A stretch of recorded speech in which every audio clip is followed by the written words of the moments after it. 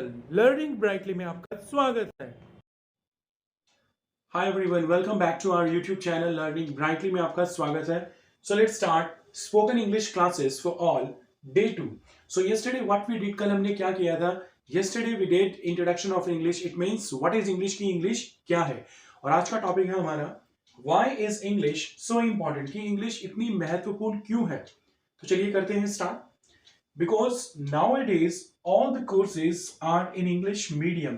जैसा कि आप सभी जानते हैं, हम कोई भी कोर्स करना चाहते हैं आफ्टर 12th, चाहे वो BCA हो या BBA हो, BTech हो, BSc हो, MTech हो, CA हो, all the professional courses are in English medium. सभी कोर्सेज क्या है इंग्लिश मीडियम में, तो इंग्लिश की वैल्यू अपने आप में बढ़ जाती है.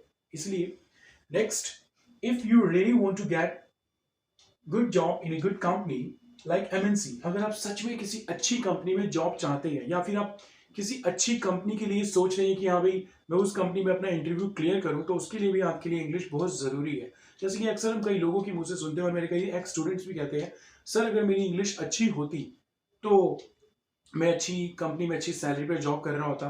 तो ये भी एक रीज़न है इंग्लिश सीखने का कि why is it so important. क्योंकि अगर सच में कोई अच्छी कंपनी में जॉब करना चाहता है या फिर एक कंपनी से दूसरी कंपनी में जाना चाहता है, तो उसे इंग्लिश सीखनी पड़ेगी.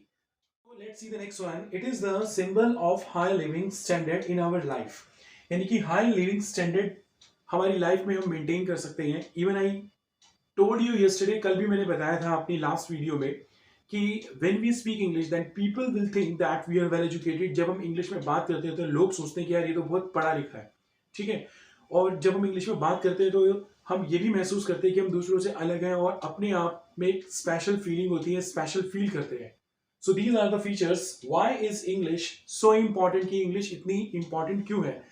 So, dear friends and dear guys, thank you so much for listening to me attentively and carefully. See you in the next video. Till then, goodbye.